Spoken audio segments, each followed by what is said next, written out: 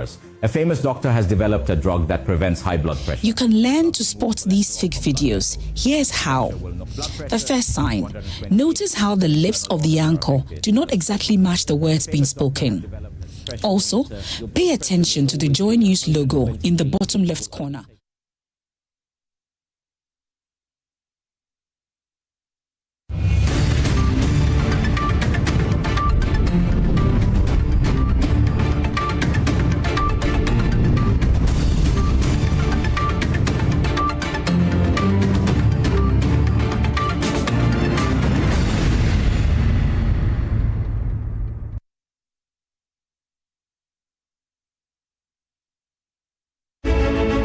Ghana's young people are witnessing climate change, not in textbooks, but in their communities. Changing rains, flooding, drought, food insecurity. Their stories are real. And now it's time for the nation to hear them. JoyNews, in partnership with the Africa Climate Collaborative at the University of Ghana, CDKN Ghana, Beyond the Science, and YEFL Ghana, proudly present a national dialogue on Ghana's youth and climate change. Trained youth climate reporters, one national platform, powerful community stories from across Ghana on radio, TV, digital, and social media. Join us for an evening of storytelling, expert dialogue, and recognition of Ghana's boldest young climate voices. It's live on JoyNews, Thursday, 21st of May 2026, 6 o'clock to 8 o'clock. Youth Voices, Climate Stories, the future of climate action in Ghana by Ghanaian.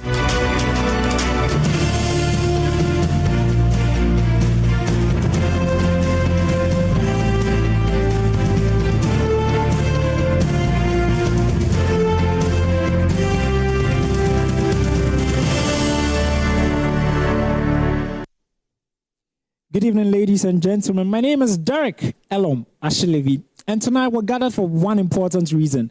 It is JoyNews National Dialogue on Ghanaian youth and what they have to say about the climate crisis we're all experiencing. I beg your pardon. Guess what? Tonight we've assembled researchers, development partners, youthful voices who are covering stories concerning the climate, and Ghana's media experts to help us solve the existential crisis we've seen and experienced all over these years. This conversation is in partnership with the African Collaborative Climate Network in partnership with the University of Ghana and CDKN Ghana.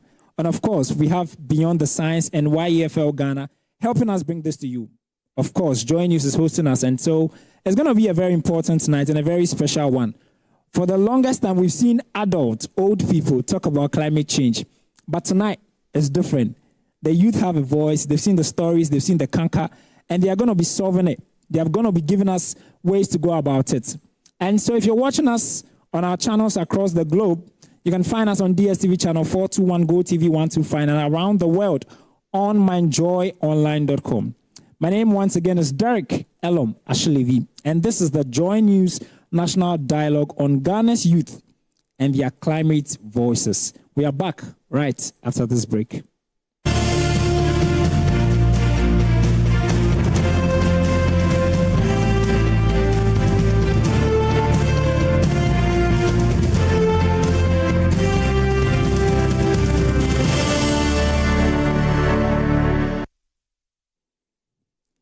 Beautiful. I'm excited you make the time to stick with us. Guess what? A few weeks ago, we experienced some wild heat in Ghana, and some of us were crying for the rains. I'm not going to lie, I was one of them. Because I didn't get how Accra had become so hot that you couldn't even, go out in the afternoons. But then the rains have set in, our prayers have been answered. And now we are complaining. We seem to be in between the divide. Where do we fall? Do we want the heat or we want the rains? And all of this is because there is climate change. Climate change is one of the words that has been thrown about many times. And we are really wondering, what at all is this climate change? And so to join me break it down are young people who have not just sat aloof and see this canker spiral within our society, but then have covered stories, have gone into the communities, and are here to open our eyes. And so I'm doing this today with a group of wonderful people. The first of them is a very handsome young man. I met him before the show, and I think when you see him, you get why I call him a handsome guy. Ebenezer John Ahin. He's a director of operations at Reformation Community and a coordinator for Loud and Green. Ebenezer, it's good to have you. The pleasure is all mine. Thank you. Beautiful. I'm sure my audience agrees with me when I say you're a handsome guy. Yeah, yeah, obviously. Beautiful. You can clearly see obvious. that Ebenezer is a very humble guy, so he doesn't want to tout his own horns. But I'm also joined by a very wonderful lady who is a student of the University of Business and Integrated Development. But she's not used the excuse of being a student to just sit aloof. She's very concerned about our planet. And so, Amanda Tengan, it's good to have you here. Thank you very much. It's a pleasure to be here. Beautiful. How is your energy ahead of tonight? Are you ready to open our eyes to the canker we've probably been blinded by over the years? Yes, I'm very super excited to be here, and I'm ready to pour out whatever I have in mind and some of the solutions we think that it will help improve climate change. Thank you. Beautiful. Thank you so much, Amanda. But then we can sit in Accra and in our comfort zone and talk about climate change, just like how we talk about Galamsey. But the people who live in the community see it further and farther than we do. And so we're joined here by somebody who has worked especially in communities talking about climate change. He's a volunteer and a community development professional at COPS Africa, Ghana. Gafaru Aminu, it's good to see you. It's good to see you too. I'm really excited to be joining you tonight. Beautiful. Did I get a pronunciation of Gafaru? It sounds Muslim. Did I get it right? Gafaru. Thank you so much, Gafaru.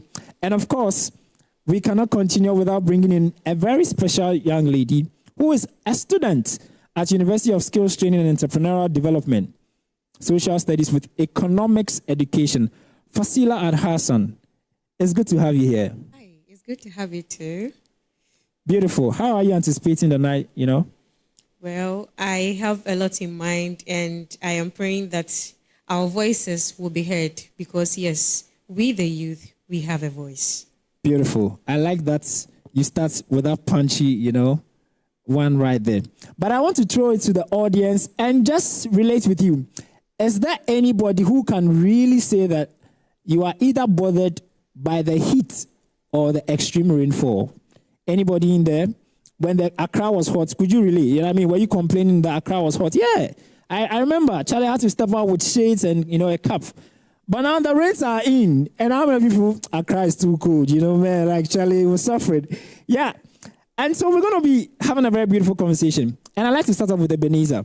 Ebenezer, before joining this initiative where we are all, opening the minds of young Ghanaians about how big a deal climate change is, what did climate change mean to you initially? Okay, thank you once again for this opportunity. And I also love to thank the partners who have come together to make this initiative a success, particularly the African Climate Collaborative, CDK and JoyNews, BTS, and YEFO Ghana. I would say that I was one of the thousands of young Ghanaians who initially saw the concept of climate change to be complex and very difficult to relate to. Thankfully, that number has been reduced by one because I'm no longer part of the number, yes. And so before this program, I would say this is actually the first training program on climate change that I have personally had. And so before then, I saw it to be very complex. But even before applying, there was a requirement that you must have completed a basic climate course on the Climate Portal, which is a national free portal to learn.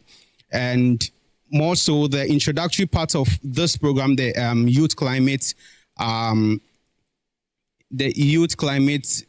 the training program, actually did give a very easy to understand concept or definition or description of what climate change really means. And one thing that I took from that session was the fact that the climate change would exist, or the change in the climate will exist with or without human beings. However, there are also things that we human beings contribute or do in the society that actually contribute to the kind of impact that we are having today. or the kind of impact that we are feeling. So I would say that my understanding of climate change before the program was actually one that was blurry. But after the program, I came to understand that it is something very practical and something very relatable to. So all thanks to the organizers, and I'm excited to have been part of the journey. Yeah. Beautiful. I like that. And of course, you're talking about the Youth Climate Reporters Program, giving young people the voice, that's beautiful. But Amanda, once again, before you heard about, all this climate change, wet salad thrown about, what was your first experience, My first experience, first of all, I would like to thank the partners of this program. I am very grateful to be here. I would like to talk about my idea. I used to think that climate change is something that wouldn't happen within us. I used to think that it's something that is distant from us. But after the training, the Youth Climate Reporters Program, I realized that climate change is about some of the activities we do in our daily lives. Everything that we do, some of them, most of them, I must say, contributes to climate change. And I can say that the program has really been good because after the program, I began to see things differently. And I could relate. I used not to relate climate issues, but after the program, I am able to relate and able to explain to somebody who doesn't understand climate change some of the things they do that causes climate change.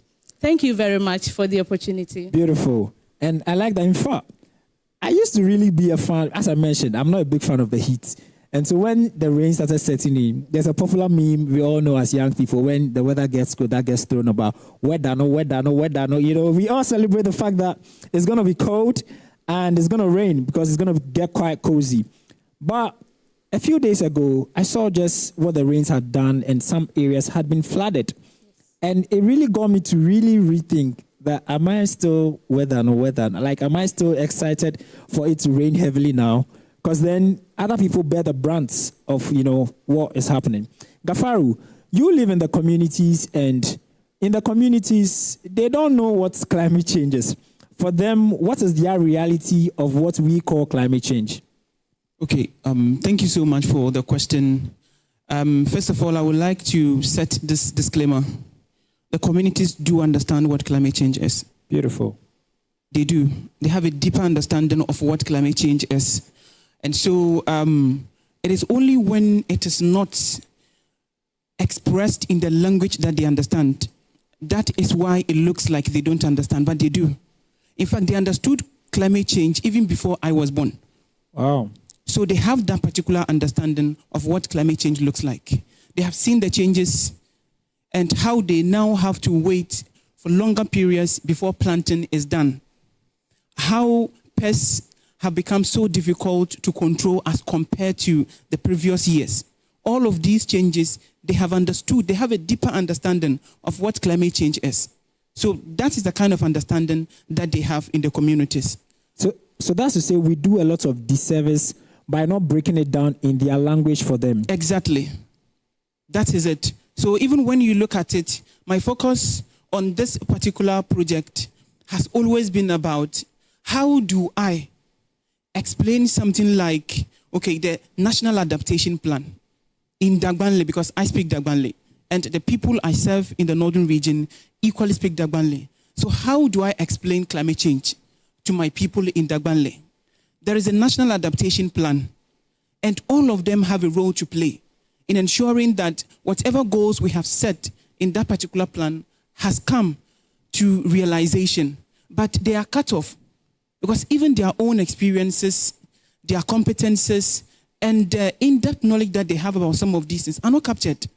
So they have a deeper understanding of some of these things. So my focus has always been, how do I really bring some of these things, the realities of these communities, to the conversations that we are having by speaking the language that the people understand. So they really understand what climate change is. I love that. Let's get out for Gafaru. I like the education on that. And you can do better than that. Yeah. Fasila, and for the longest time, we've never had the youth be on the forefront of championing, what we can do to preserve our planet. Why do you think it is now quite important for young people to speak up? Why don't we just allow those at the top do the work? I mean, what can we do? In fact, in the words of an old politician, we are just coconut heads. Our heads are just filled with coconut. Yeah. So why is it important? Okay, thank you so much for this opportunity.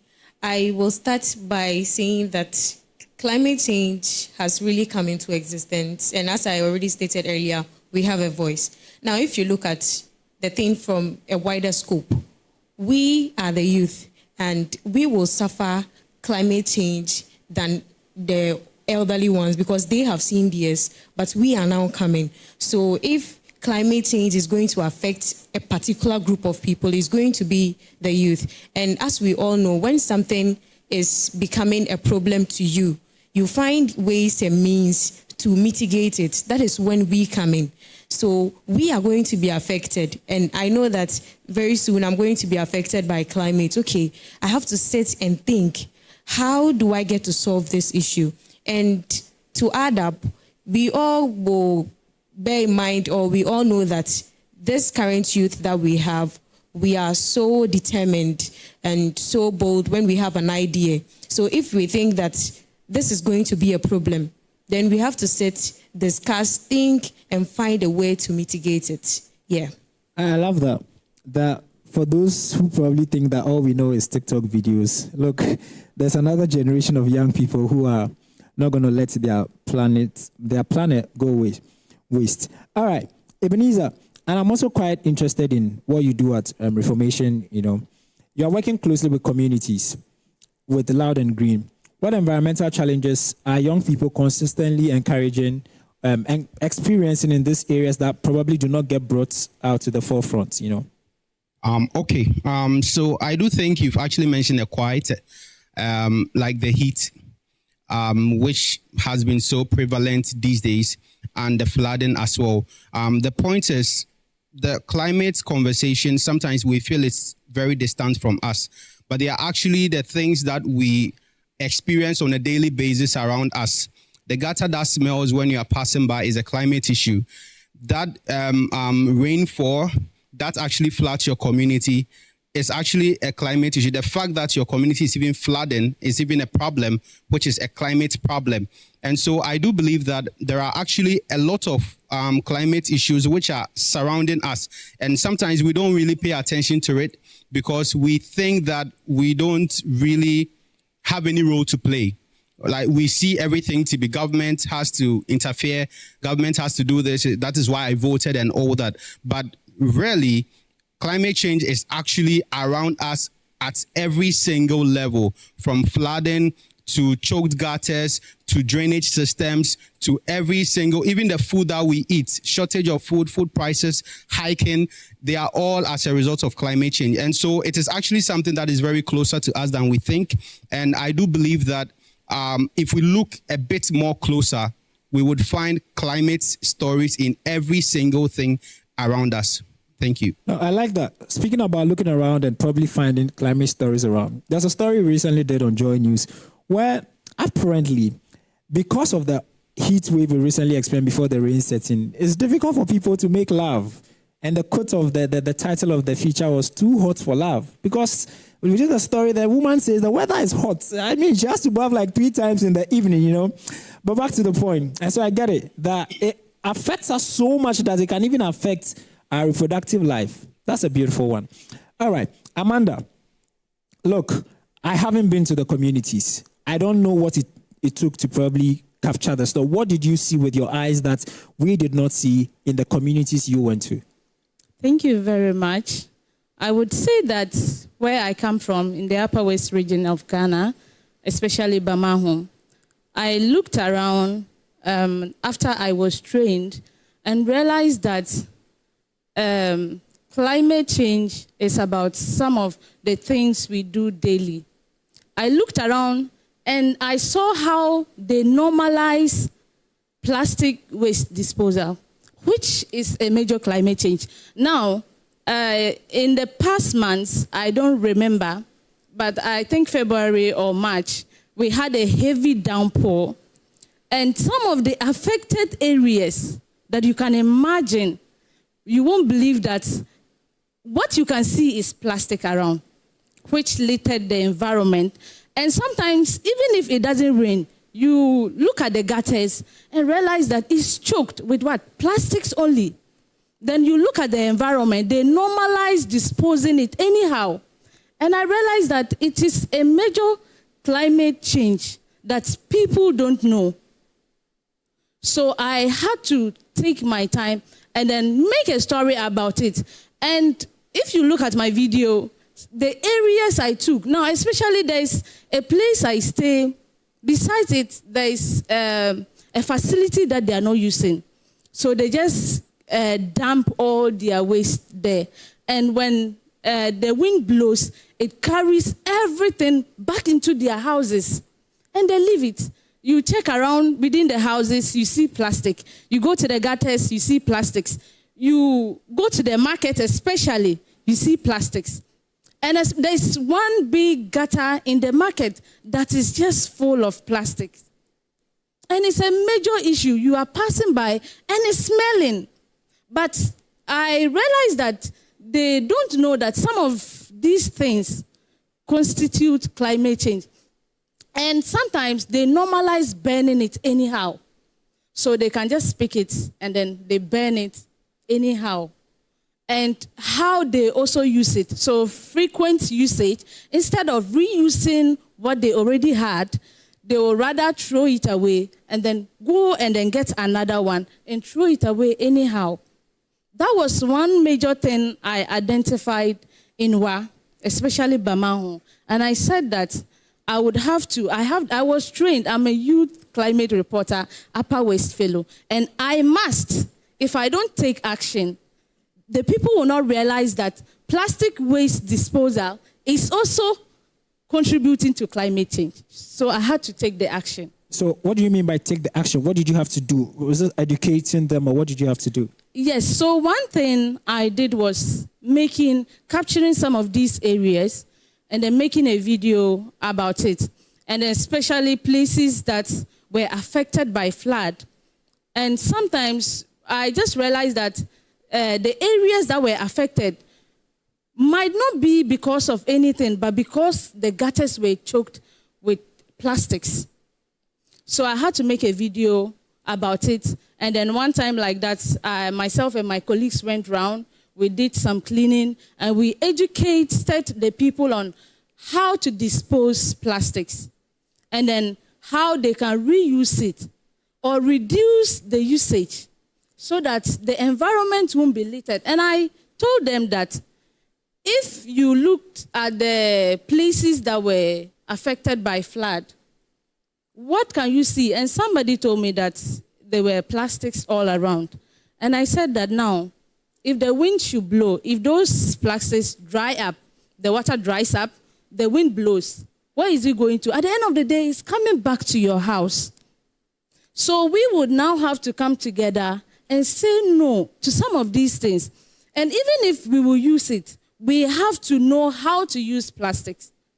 I mean, that's the video they are showing there. And it's sometimes, I don't know why they see it to be normal. So we came out, we did some cleaning, and then I spoke with some of the people. And initially, my plan is to go back and then have a dialogue with some of the elders, the leaders in the communities, so that we can mobilize the youth to come together and then do cleanups, especially around gutters. And even in front of people's houses, you see plastics, they go out and they just throw it inside there because they feel that when it rains, the rain will carry it away. Wow. So I had to take that as my activity to make sure that this has to stop. Amanda, I'm very excited you speak about irresponsible disposal of waste. There's a video that trended maybe 2 days ago, I don't know how many of you saw it, of two women partially naked. It was raining and they were just, flying their rubbish. I don't know how many of you saw it. Who probably saw it? Yeah, many of us saw that video. And this is 2026. I guess I can promise you that these people have phones. They do TikTok videos. They do trends. And it hurts to know that they are not, I don't know if the word is ignorance, to know that the action of disposing irresponsibly will come back to affect us. I'm super excited. Professor Chris Gordon is here. He will be joining us very soon. I'll be asking him that, is it about time we probably considered a ban on plastic? Because even health officials have mentioned that, look, consuming from plastic isn't helping us. And now we are even suffering another repercussion, which is, helping and causing floods and all of that. So, Prof. Gordon, I'll be coming to you pretty shortly. But before that, I want to take the opportunity and also acknowledge Professor Awendare. He's a Pro Vice Chancellor of the University of Ghana. Please, sir, we see you. We're glad you were. Please give a hand. For that matter, that's my boss. I went to the University of Ghana, Premier University. You see the quality right there. Beautiful. All right, moving on. Gafaru, you worked once again with these communities.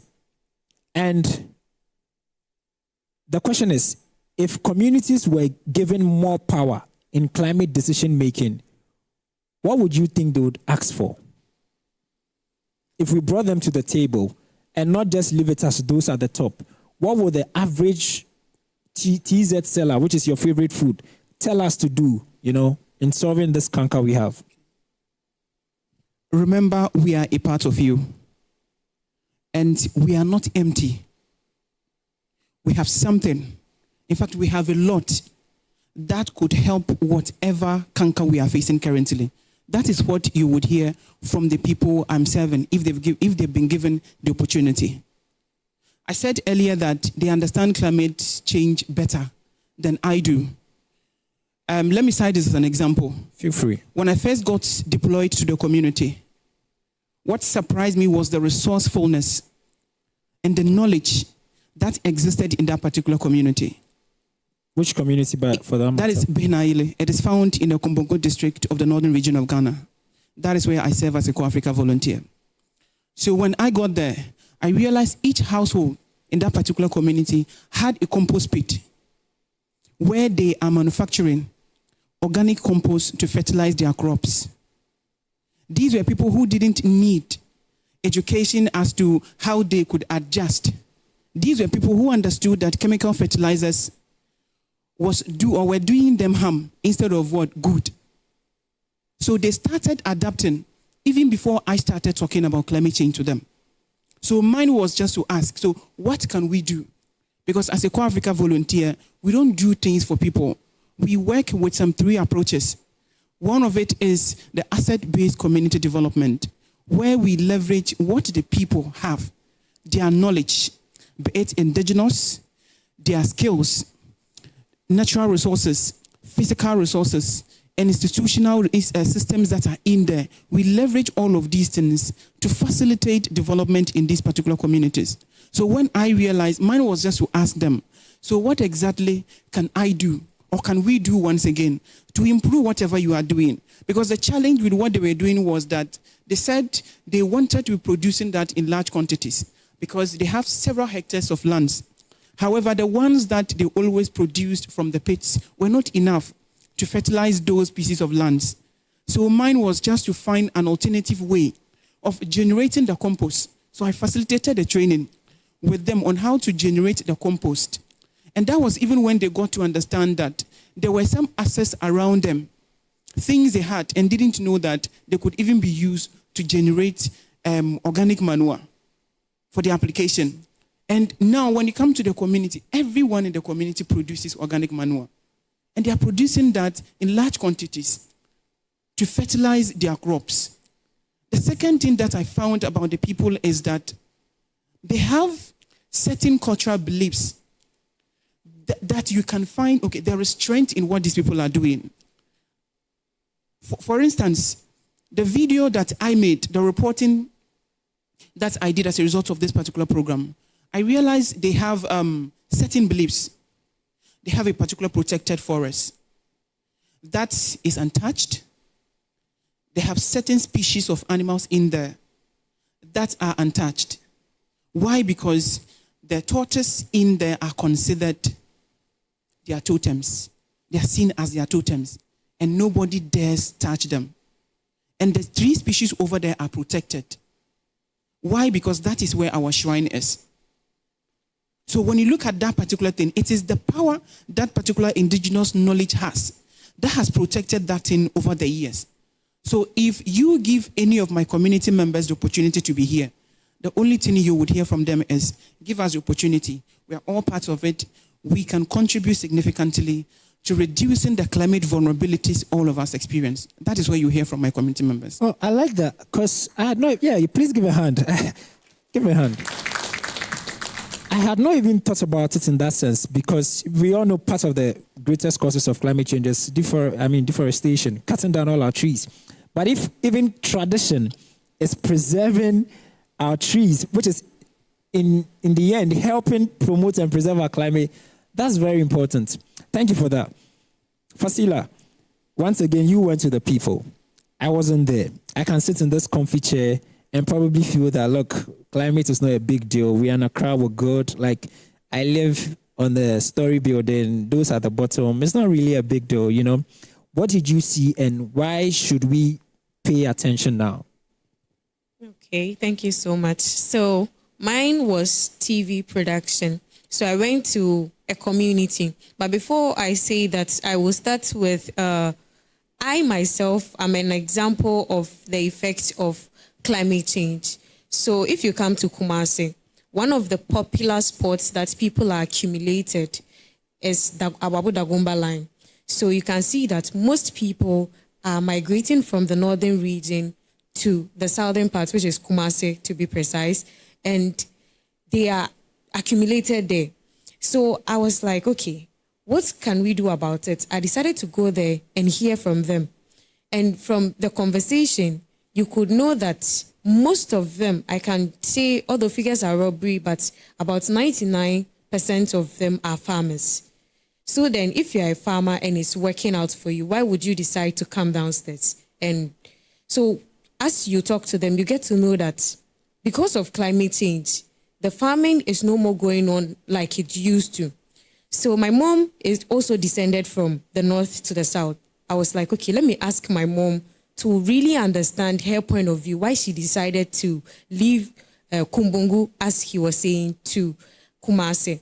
And from my mom, most of the times we believe that these people end up being kaye, and we look at them as if they do not have any skill. But from my mom's point of view, she said she completed her tailoring apprenticeship and she could sew. And aside from that, she could make shea butter, she could make kuli kuli, which is a popular snack. But these things were not moving, and it cannot help her cater for her kids. So she decided to come.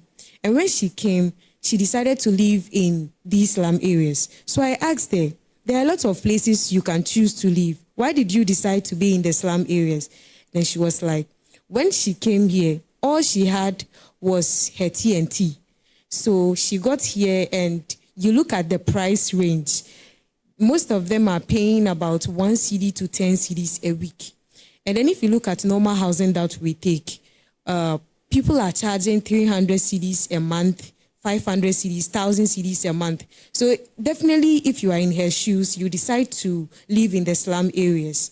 So, and if you look at news, you can get to know that these places are usually prone to flood and also fire outbreak. And recently, I even recorded a story on fire outbreak that happened there. So as I was saying initially that I'm a living testimony, because of the fire outbreak, one time during my birth, fire outbreak actually occurred and I lost my birth certificate. So if I ask my mom my exact birth date, probably somebody will say I am 13th January 2003. She cannot really record, right? So all she knows is that I was born on Friday and it was during the time of Akufo, and that was the only information she could give me.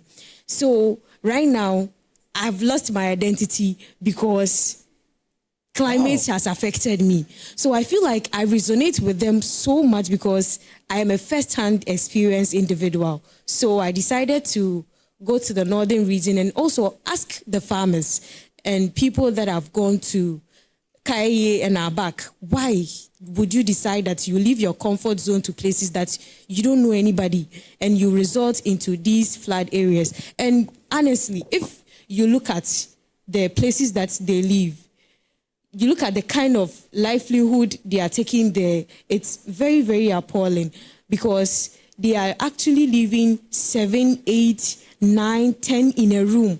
And you could see that some of them, the head is here and then the legs is there in a very misplaced place that if I ask somebody to go and stay there, the person would not. And when I went to the northern region, I visited a community called Dimabi, which is in the Tolong district of the northern region. And you wouldn't believe that in 2026, people are still sharing water with animals. I'm talking cattle, I'm talking, even the water has animals like crocodile, which, as he said, they call them their gods. So they name them. Crocodile present in the water, and they are sharing it with animals. They have 2 places that they get water from, and one has completely dried up. I don't know if possible they could show it. It is, you cannot even get a single drop of water. And the second one they have resorted into getting water from is also gradually drying out. Now, I am one person that if I see somebody drinking water, I easily get thirsty.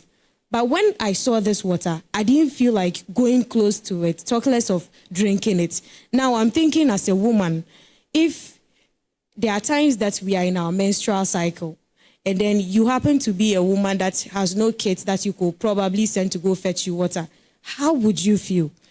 And most of the times, you need, this water is literally a source of livelihood for these people. They cook with it, they shower with it, they drink and everything. So I felt really empathetic and I was really sad. So when I asked one of the ladies to tell me her story, most of the times you ask the person the name and you ask the person the questions that you have set. But this time I just sat down and I told her to tell me her story.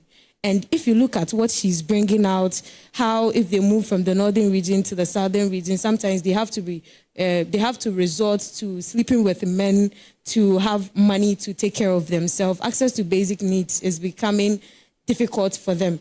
So these are some of the stories you get from them. Thank you. Wow.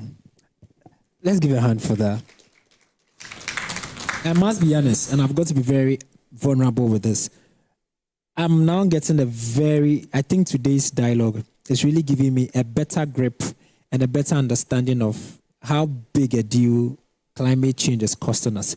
And I think it's a good time to see the stories these wonderful people have gone to the communities and not just, sit somewhere and just, talk. And so let's take a look at those stories. We'll be back. And when I come back, guess what? We'll go into the audience and to hear the audience point of view on what we are doing concerning our climate, concerning our planet. And after that, there's a certain set of great people we're still going to be having on the show, a new set. But before that, let's take a look at the stories. We're back after this. The migration of the youth from the northern region to the southern region is becoming alarming. This has propelled me to come to Dimabi community to ask the residents to voice out and tell me why they are leaving their comfort home to places they don't even know anybody. For decades, the lives of the people in Dimabi community in the Tolong district of the northern region followed the patterns of rains. To them, water is not just a resource, it is the foundation of farming. Today, that pattern has broken. Water that once served the entire community have dried up. The rains no longer come like they used to, and even when they do, they are insufficient. Farming, the main livelihood of the people, is gradually collapsing. As you can see, the place is very, very dry, full of sand. They don't even get access to water anymore. And this is as a result of intense sunlight that is striking up here.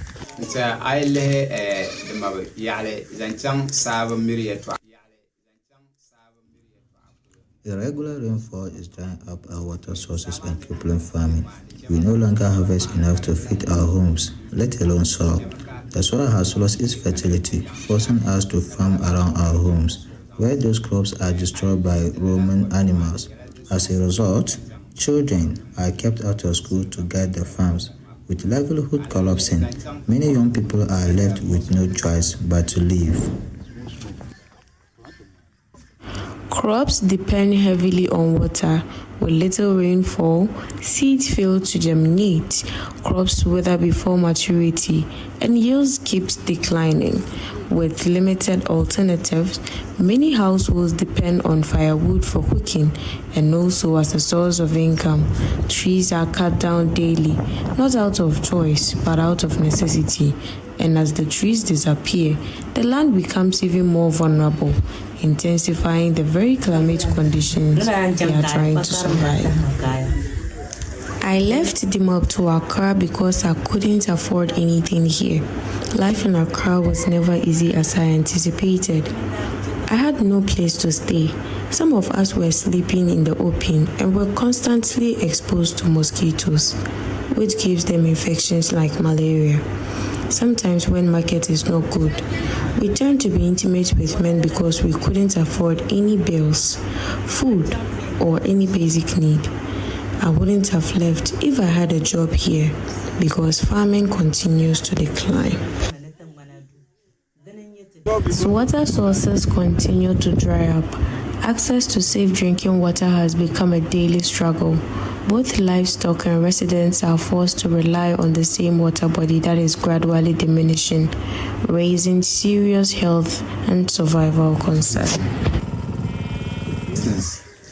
About 75% of the youth are out of the town for no apparent reason, because there's no any gainful employment for them after the farming season. And what we can only do is maybe source for help from either international donors, the government, that will come in and they help us reforestate the area. At least when this is done, we can have other income ventures like beekeeping, dry season gardening, and then other handworks. What we are planning to do is to have an area of about 50 hectares and the forest cover. In the Mabi community, climate change is no longer a distant conversation. It is a daily reality. Reporting for YCR, my name is Fasila Al-Hassan. Is this just waste or a silent climate crisis happening right here in the Upper West region of Ghana? Hi, I am Amanda Tingan, a youth climate reporter, Upper West Region Fellow, and this is happening in my community. Plastic waste is a growing problem affecting our environment, health, and contributing to climate change through pollution, flooding, and harmful emissions.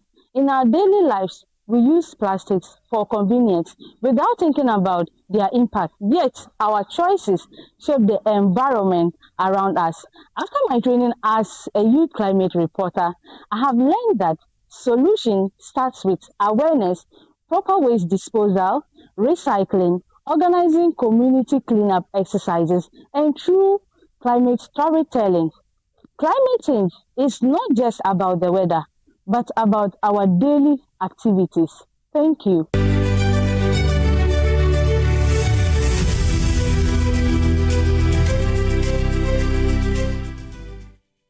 Beautiful. Let's give a hand for these wonderful people for going into the communities and reports on what we are all trying to resolve tonight. And so this is the time where I allow for your inputs in the audience. And for those of us who are joining us online, please, in the comment section, you can put your question or your suggestion, and I'll read it out loud for everybody to hear. If there's anybody who's got a question or a contribution, kindly show by hand. Beautiful. Please take the microphone, be on your feet. You give us your name, and you proceed with your question.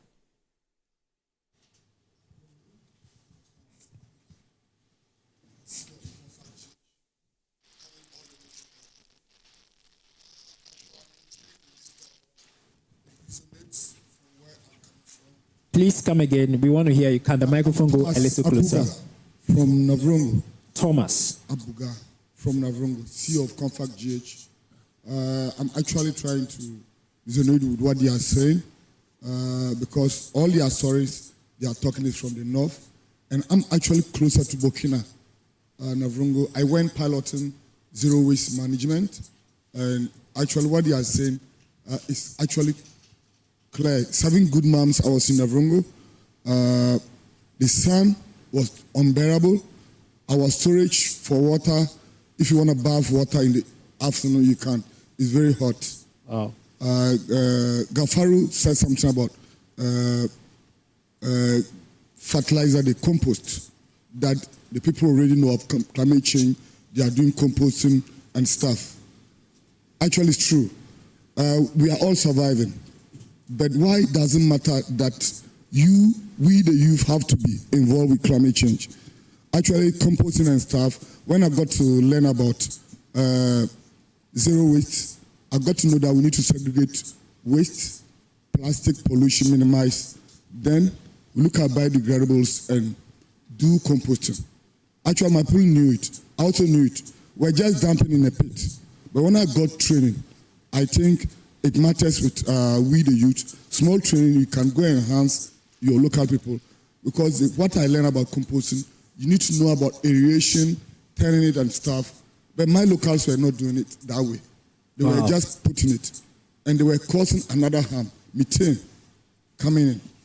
But okay. With education, blending with their knowledge, they got to know actually, wow, Tom, it's good. So with us fighting climate change, I got there, plastics, pollution, unbearable. Okay. What can I do? Sometimes they say recycling, but it's not easy. We pluck the low-hanging fruits. I went. There were dustbins in my municipality. People are littering.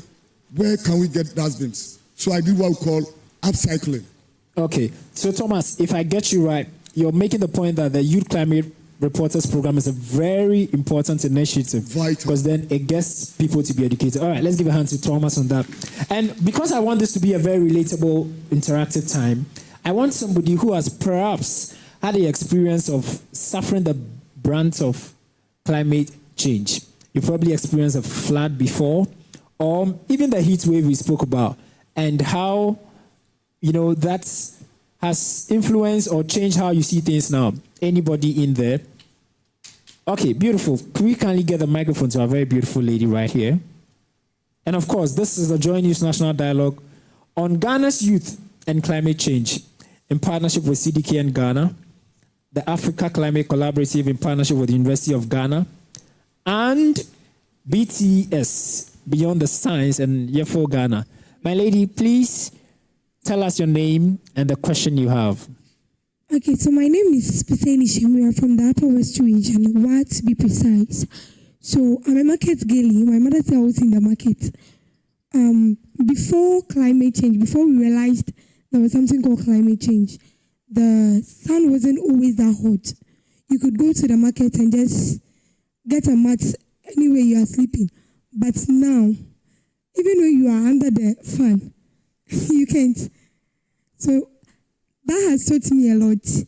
And when it's even raining, there was a time we were at home and then somebody called. My mom was like, your store roof has gone somewhere. The store is not covered again because of heavy rains. And it wasn't always like that. So that's the effect climate change has on it. Wow. Thank you so much. And I think it's quite true. You see, the purpose of this conversation is that for those of us in Accra, we can escape a lot of these, repercussions and probably feel that these conversations are quite distant. But I live in Accra and I'm praying for a good weather. I'm happy the weather is cold. I'm tweeting about it. I'm posting about it. But she's suffering the brunt where she is. And this is the question I'm throwing to the audience. My last question. What climate challenge are the most visible in your community? And do you think they are getting the attention it deserves? The question once again is that what climate challenge do you notice in your area where you live? And do you think that those are the top of power or those in the helm of affairs see what you're going through and the attention it deserves? There's 2 people at the back. Could you kindly get them the microphones and we'll do that? Your name and the question. Good evening. My name is Issa Toha Shamso the Executive Director of African Students for Interfaith Tolerance, a youth-led peace-building organization.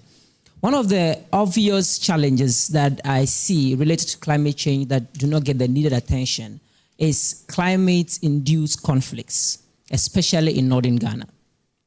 A classical example is that because of the rising temperatures in the Sahel, for example, it pushes patrologists, the cattle herders into Ghana because they need their animals to graze, right? And they come earlier than usual at the time that they still have crops planted waiting to be harvested. And so when these animals come, they destroy the crops and then they eat them. And that is a clear example of climate-induced conflict because we see them having these issues. Another classical example is that agricultural sector in the north employs over 70% of the young people of the north. Now we have this situation where because of climate change, pests are becoming difficult, as my brother had mentioned, and it is increasingly challenging to farm. What happens is that many of the young people would have to move and they migrate, and there's a pressure on social amenities in the south. And of course, unfortunately, because we're a human society, security issues pop up. So for me, climate change is not just about the environment particularly. We need to look at the intersection that exists between climate, peace, and security. And so for me, I see climate change as a national security issue as well, that we need to focus our attention to address the long-term triggers whilst not losing sight of already existing causes and threats happening. Where I come from, for example, when it rains, they are into tomato farming. But when it rains, the water comes in and wash away their houses and their crops, etc. That alone triggers conflicts because at the end of the day, you have to survive. And by surviving, you find all other means to survive, and that affects the entire conversation around climate change. So for me, let's look at how climate intersects with peace and security and how we can be able to address some of the conflict issues that we have. Thank you very much. Beautiful. Let's give a hand to that. Now, I think it makes so much sense because oftentimes when we talk about the repercussions of climate change, we're only talking about floods, of course, what's happening to the agricultural sector. But then the mere fact that it causes conflict is a very good one. My lady, please take it away. So my name is Jessica Boateng. I'm part of the Youth Climate Reporters Fellow. I just wanted to highlight on something that we all talk about, which is sea level rise and coastal erosion. I happen to do my work in a community called Keita, where they experience some of these things that destroy their lives and livelihood. And then these are communities that are fishing communities, and basically that is what they depend on. So mostly when there are these issues ongoing, it definitely affects their source of livelihood, their income. Some even it goes ahead to affect their children's school fees and all of that. And one of the things that I wanted to say is that when I was doing my video, I made mention of these are communities that do not even contribute much to the emissions or what is going on as far as climate change is concerned. But at the end of the day, we experience the most impact. And then there's a whole lot of issues with climate financing and all of those things. So definitely we experience it, and then we have to find means and ways to go about it. You mentioned loud and green when you were talking to AJ. I just want to mention that these are some of the conversations that we want to highlight, that we want to amplify and then bring to the public notice. As it has already been discussed, these are issues that relate to not just environmental, but we are talking about health, social issue, economic issue that we want people to be aware of. Yes, so basically Thank you so much. Thank you so much. Thank you so much. And I agree with you that coastal communities are also suffering the brunt. In fact, on Monday, we covered a story in the Cape Coast where a town called Mori, 80 people had been displaced because of Monday rains, had swept off, their homes and all of that. And so this is a very big deal that we should all be very passionate about. And I like that, the fact that Professor Arundari and Professor Chris Gordon are here. I can't wait to hear what, I know Professor Arundari is not supposed to speak, but we'll see what he can assure us, because he's a way further in academics and probably may give us some solutions we can put in our pocket. But before we continue, we're going to take a quick break. But before the break, once again, this is in partnership with CDK and Ghana, with BTS, Beyond the Science, YEFO Ghana. We couldn't have done this without them. And of course, the Africa Climate Collaborative in partnership with the University of Ghana. And so I come to you guys in a minute, so please grab your microphones. The question is, if you had the attention of Ghanaian leaders, perhaps this is a national dialogue, you never know. And I'm probably sure the Minister for Climate Change and Sustainability is probably watching. If you had his attention for 1 minute, Ebenezer, what are you going to tell him? Okay, thank you. So what I would say is that young people, climate change in itself is a national development issue. And young people are very much capable, like my brother did say, and they have a lot to offer. One of which is the reason why, as a result of this initiative, which is the Climate Youth Reporters Program, a number of us have come together to form the Loud and Green initiative, which is basically a platform that we are building as a movement because I remember in the introductory part of the training in Accra, Prof. Gordon did mention that there are a lot of media houses and a lot of things that people do in terms of talking about issues that bothers individuals, but there is none that is specific to climate change and climate action that basically uses storytelling to amplify the daily struggles of young people. And so we thought that it would be great to come together with the knowledge we've acquired through this program and form the Loud and Green. So that is a baby that we are coming out as a result of this program. Beautiful. And so this is a proof that young people have a lot to offer, and we intend to use that platform as a means to amplify the voices of young people, the daily experiences that they go through, and then every single thing that bothers around climate change, to simplify the conversation, to make it relatable to young people. And finally, I would also love to say that climate change is not distant, like I said earlier on. And as Blacko said, one man no fit do and finish. It really does take a village. And so every young person is also encouraged. Every young person is involved. We shouldn't wait for the government to come and do what we can do ourselves to basically help ourselves. Because if the government doesn't come, doesn't mean you are going to die. No. So the point is, do what you can do with what is at your disposal, and also do your best to make sure that your community is saved, and also your stories, the stories that are bothering your communities surrounding you, are heard and are noticed. And so to the minister, if he is listening to me, I would say that we have a lot of potentials, and perhaps we suggest a little support, a little push, a little platform that will help us to also amplify, like this platform that you have given us. So we are very grateful. Thank you. I tell you what, this is the longest 1 minute I've seen in my life. Thank you, Ebenezer. But Amanda, I know you're going to keep your word. 1 minute. Thank you very much. I would say that over 200 youth were trained to be youth climate reporters for the various regions, and we are doing massively well. And I would say that more platforms should be created for us to post our stories, and so that they will be heard. And I will also encourage that all the youth climate reporters everywhere, they should try their best and then create their stories and then post them on these platforms so that they will be heard. Thank you very much. Beautiful.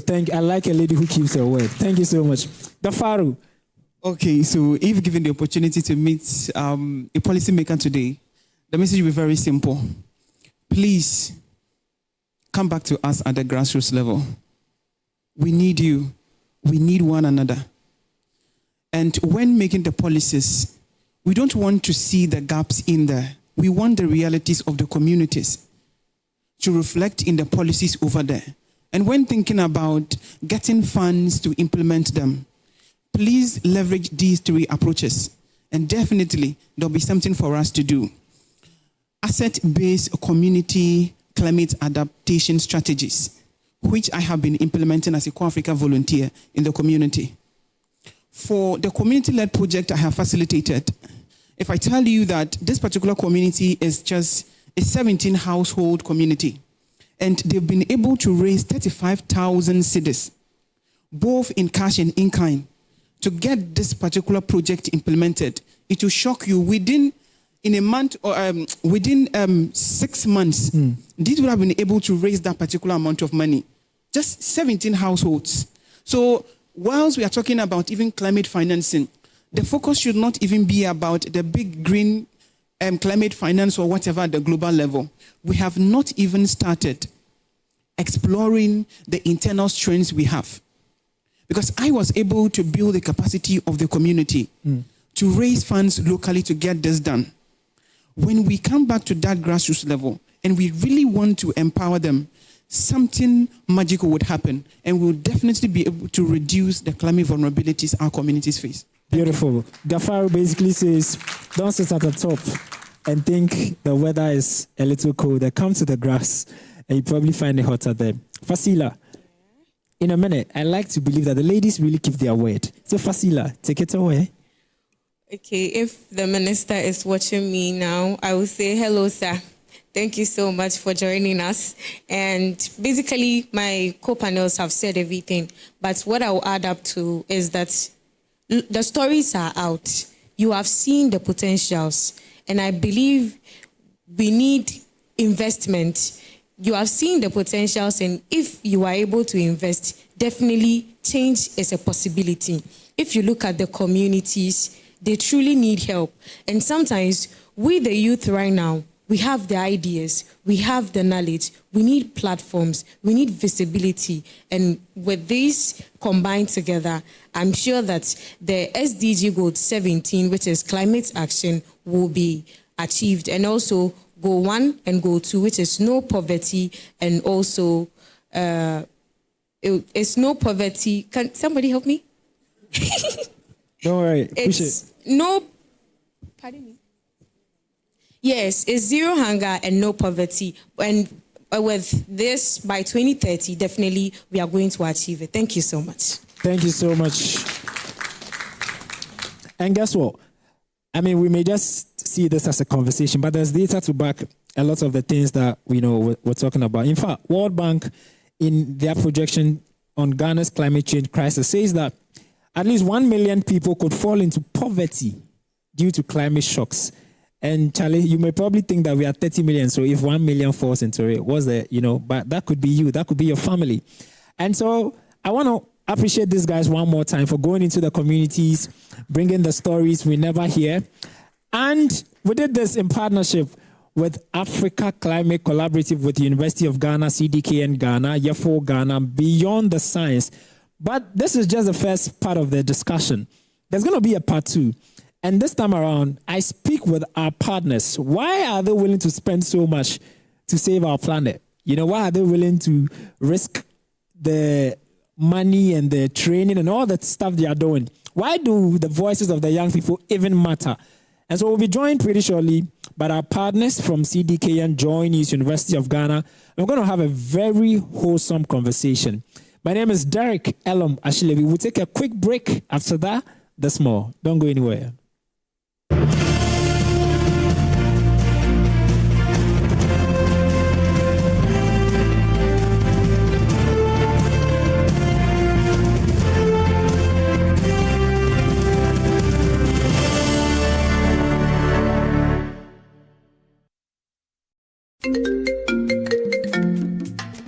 Hello, my name is Pamela from Customer Service. Please revalidate your account by texting your Ghana card number to 0500,000 247. Hey, Abili, wabadim. Madam, give me the numbers behind your ATM card. I'm calling from the head office. An email was delivered across to our customers this morning. Confirm if this is your bank account 100,100,100. Thanks for sending your bank card details. Send the OTP now to avoid cancellation. EcoBank will never call, email, send an SMS asking for your PIN, OTP, bank card, or Ghana card details. Don't get played. EcoBank, the Pan-African Bank. Hello, please, I'm calling from Customer Experience Center. Hi, it's me. The one you poke, sip, and hopefully love. I'm your small reminder that growing up doesn't mean growing out of me.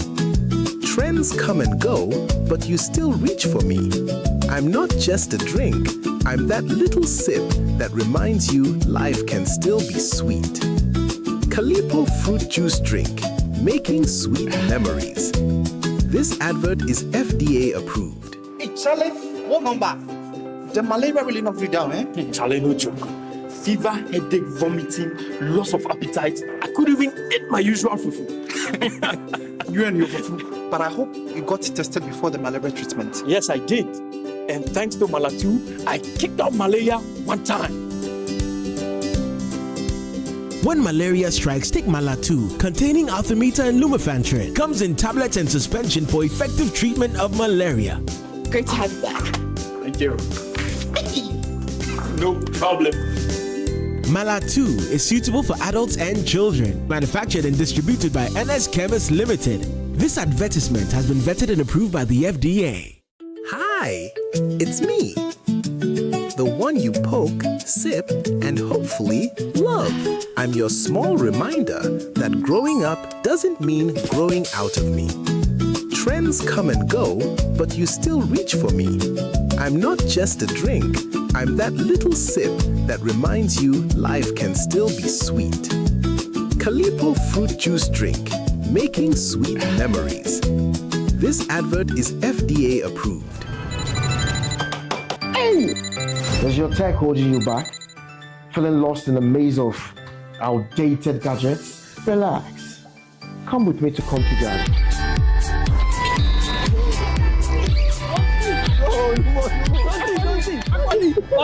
Magic.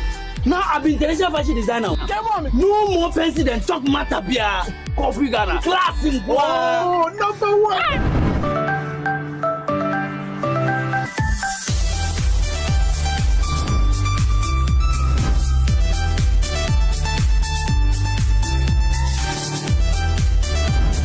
At CompuGhana, we don't just sell electronics, we transform your life. From office to home appliances and more, we have everything you need to step into the future. CompuGhana, class in Kwa. CompuGhana, number one.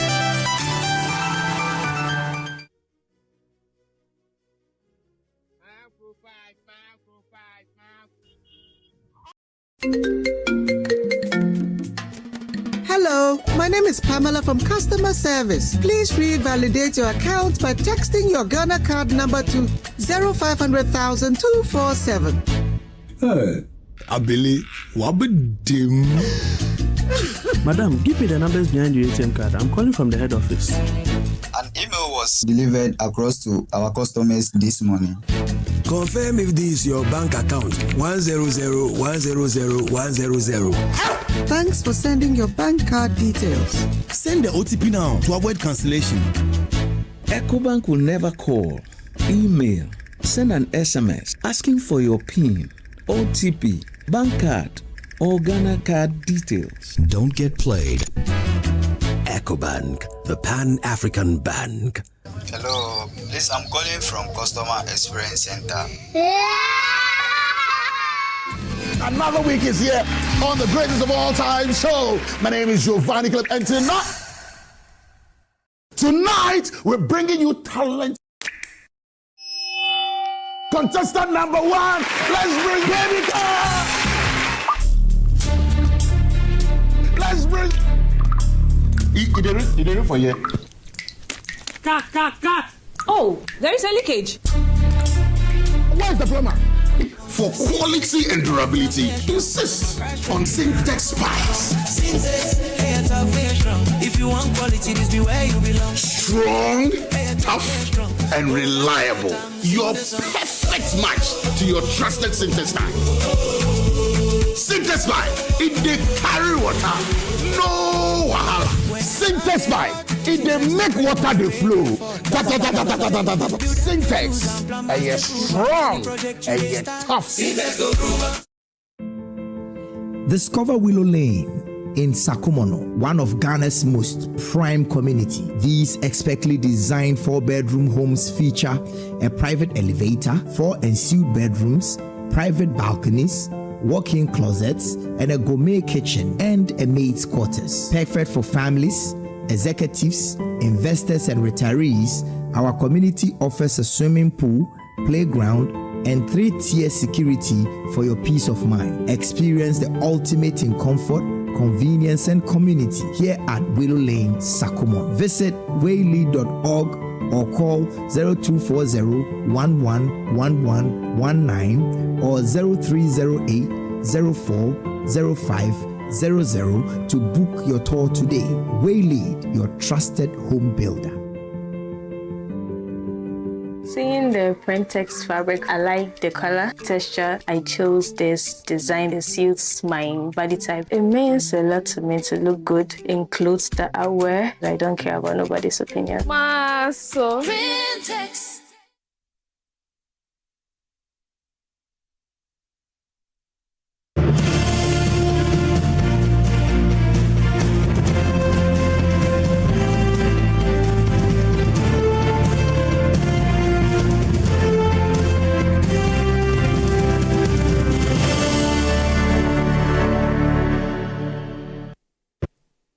You're welcome back to Joy News' national dialogue on Ghana's youth and climate change. My name is Derick Elorm.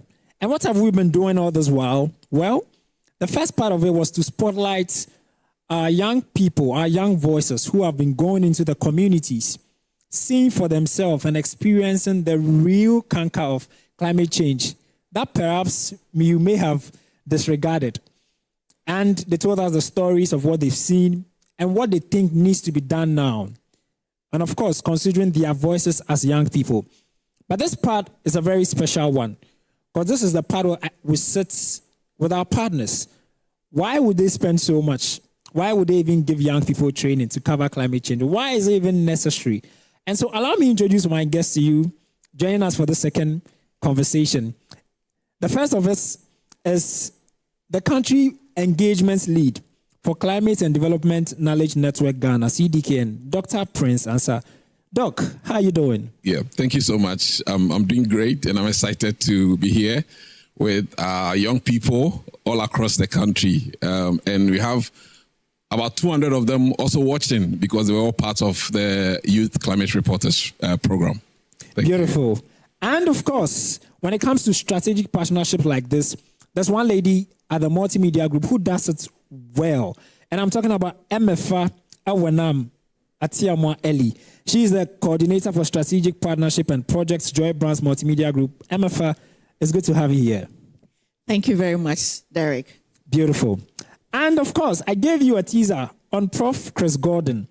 And for him, I'm super excited he's here because he's a research guy. He has the numbers. And I like for numbers to make sense to the average Ghanaian. And so Prof. Chris Gordon is a very special one to us because he's a Deputy Director Technical at the Africa Climate Collaborative at the University of Ghana. Prof, it's good to have you here. I'm glad to be here. Beautiful. Then, of course, speaking about women doing impressive stuff, I'm telling you about Fathia Zakari. She is the project manager at Youth Empowerment for Life, Advocacy and Engagement Officer. Fathia, good to see you. Thank you so much, and I'm happy to be here. Just to correct, I'm the Advocacy and Engagement Officer at CFO Ghana. Okay, noted. And I'd like to start with you, Prof. Prof, it feels like, in the words of the average guy, it's like, it feels like I've been wanting your coming for a very long time. But before I pick your brain on some of the substantive matters, what are your few reflective thoughts on, what the young people were saying? Is there data to back their assertion? Yes, very much. And those of you who know me, I'm a very cynical person. I'm the person who the glass is always half empty, and what is left is poison.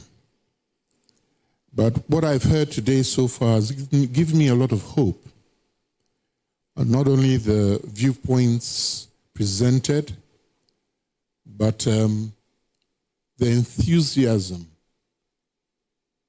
with which these young people, and by young people I'm including Dr. a former student who's now, in fact, he took over my job as country engagement lead for CDKN. Wow. And he's doing marvelously. We always want our students to be better than us, because that's how we will grow. But to reflect on what they said, every point they made resonated. The fact that there's no sector in Ghana, whether it's transport, whether it's health, whether it's food, education, that will not be impacted by climate change. You cannot escape the vagaries of climate change. Somebody was talking about peace and security. Add crime. It's now so hot, you have to leave your windows open. People have to sleep outside, even though they have places to sleep. And then they are attacked. Women are raped because they cannot sleep in a safe place. The value of local knowledge is so underestimated. We have so much we can learn from people who are living the life of adapting to climate change, which we do not pick up. So that point of going back to the communities is so important. The fact that language, and I'm not using language in the term of linguistics, I'm using language in how do we send concepts to people. And this area is called knowledge brokerage. How do we translate that information? And CDKN is very good at doing knowledge brokerage. How do we translate that information to the local people? And how do we receive information from them? Because it's not a one-way process. We learn as much as we teach. The whole youth ownership, which came out very strongly from the previous panel. Look, the AU has a document, the Africa We Want, 2063. It is the young people in this room who are going to deliver that. 2063, where will I be? Even 2032, if I'm not careful, I won't be there. Yeah, so climate change is a young person's problem. I admit, our generations and the generations before us, we have messed up.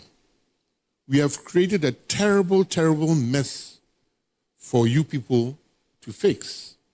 But don't expect somebody who is in a ministry as a chief director, 57, to care about what is going to happen 50 years from now.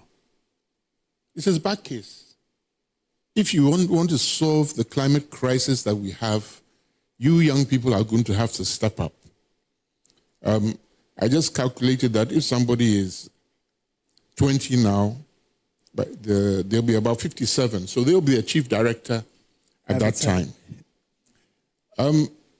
There's a lot said about waste and how we manage waste, but climate change, the ultimate driver is how we use energy.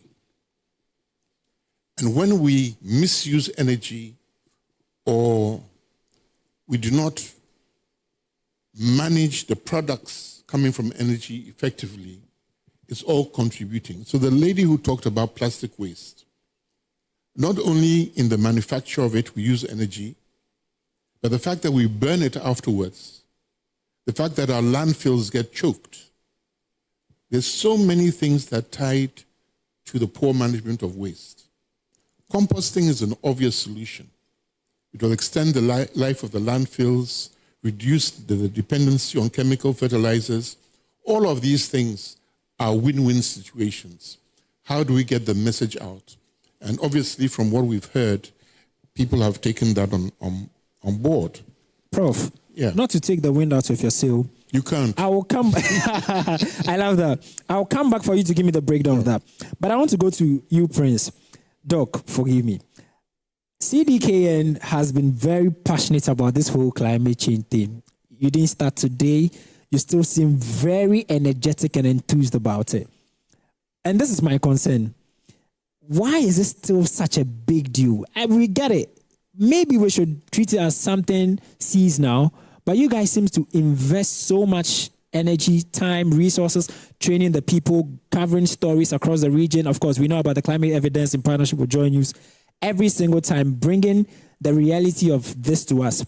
I think for me, the question is, why is this, not to say I may not have grabbed the gravitas of the issue, but why is CDKN in particular quite passionate when it comes to climate advocacy?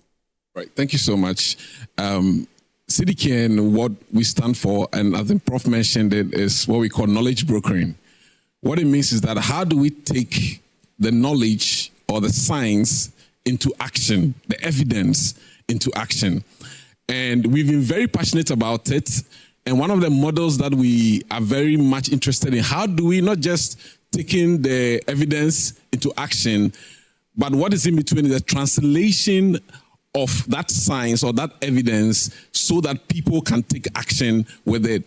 And that is why, as you rightly said, we've had a lot of partnerships, especially with the media, to be able to train, young people, to be able to train media people, to be able to even train researchers who are producing the evidence on what better ways they can actually translate this message so that it gets to the people. Because the message has to be continuous. Because as has already been said, the climate conversation, and Prof mentioned it very clearly, it's affecting every sector.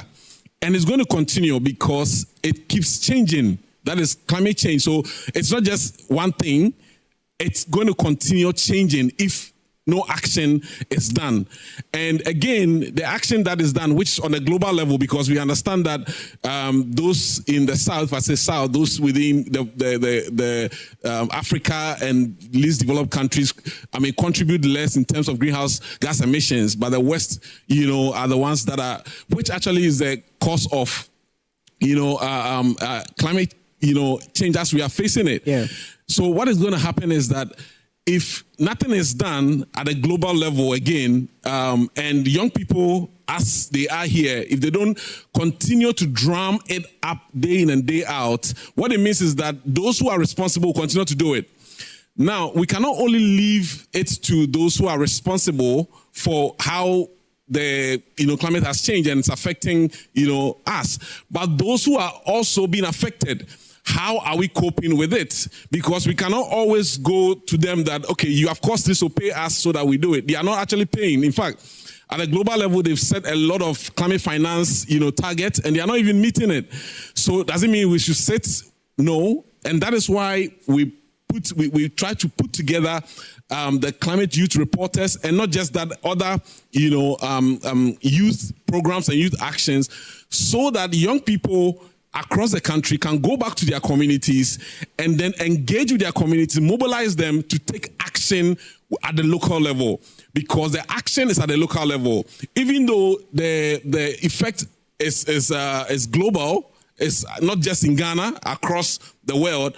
However, the action is local, and young people are the ones that are at the local level. They have the enthusiasm, they have the energy, and they are able to lead the charge. And that is the reason why this is very important. That's the reason why CDKN partners with great partners to be able to do this and train young people. And I want to say a big thank you to the Africa Climate Collaborative at University of Ghana for making available the resources and resource persons also to be able to support, and also for JoyNews with great resource people who were able to train the young people on TV, on radio, to share the stories that matters at the local level, and also to our partners YAFIL and BTS for also supporting in this effort.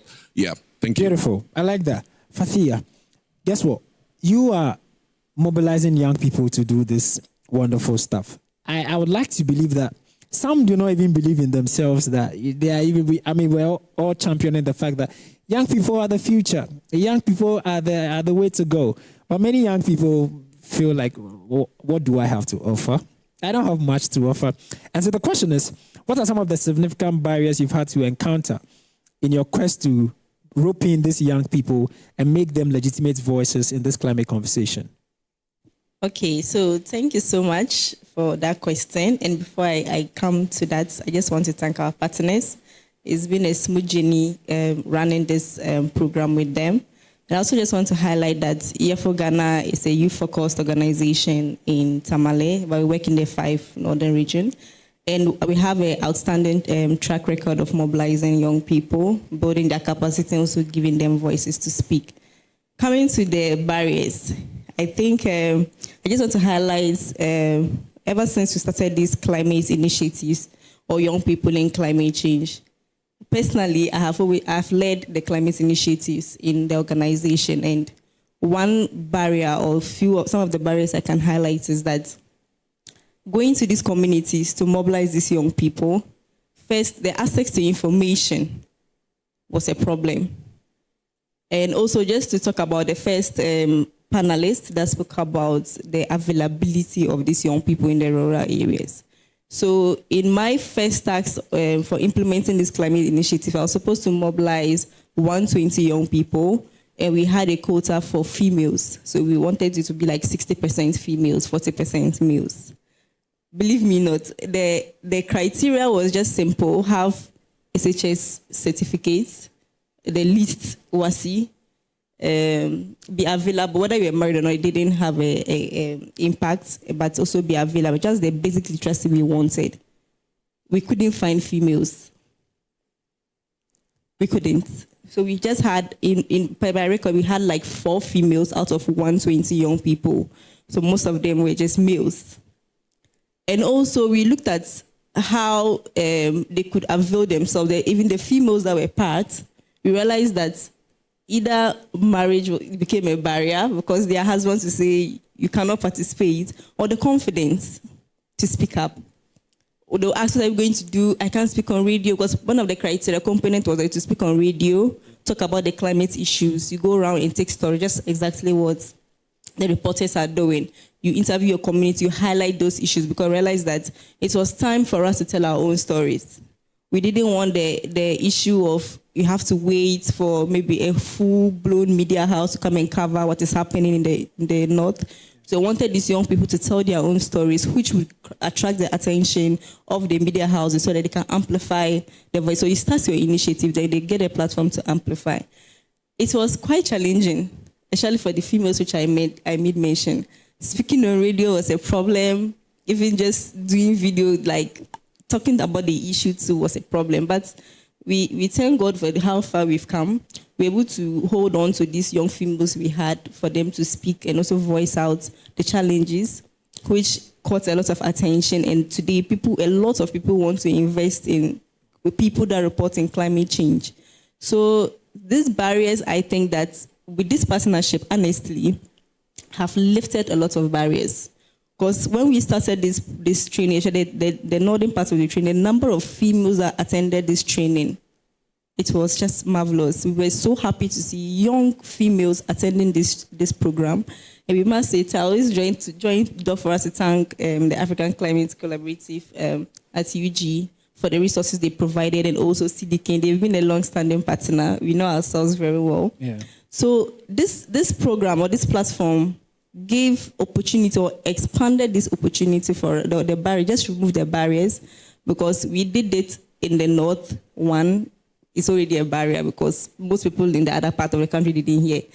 Multimedia came in, JoyNews came in to amplify these voices. CDK came in, the knowledge bakery, to expand and also emphasize or break down the complexity of climate change for these rural people to understand. So the barriers, I want to say, has been taken out with this partnership, and we are looking forward to more partnership. I love that. I love that. In fact, we've all come to realize that no country can fight climate change alone, and that's why even at the top there's some collaboration. And here I bring in MFA. MFA, you are in Ghana's mainstream media. And the question is, do you think that the media currently carries the weight of the climate conversations and the changes that is happening in our situation with a certain urgency? Let's be honest. Media owners have a direction. Maybe a channel like JoyNews, which is a 24-hour channel, may report more stories on maybe politics, as other channels may report on entertainment or sports. But when it comes to climate talk, do you think we see it as an emergency situation, or we sort of treat it as, to today's lineup, maybe 10 stories, 4 politics, 3 social stories. Climate. Let's put one climate there. You know, do we carry that urgency in our coverage? Thank you for the question. And before I respond, I'd like to use this opportunity to say thank you to the Africa Climate Collaborative at the University of Ghana, also to CDKN Ghana, and to my colleague from YEFO Ghana. We really appreciate its partnership and how far we have come. Regarding the sense of urgency the media attaches to climate change, particularly in Ghana, to a large extent, I think they do, or let me say, they know that it is a pressing issue. But there is a challenge. Perhaps that is why you attended to ask that question. And the challenge I see has to do largely with knowledge, with logistics.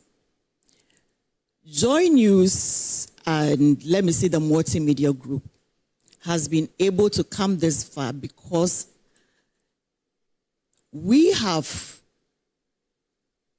observed this challenge, probably have identified it in time, and have taken steps to kind of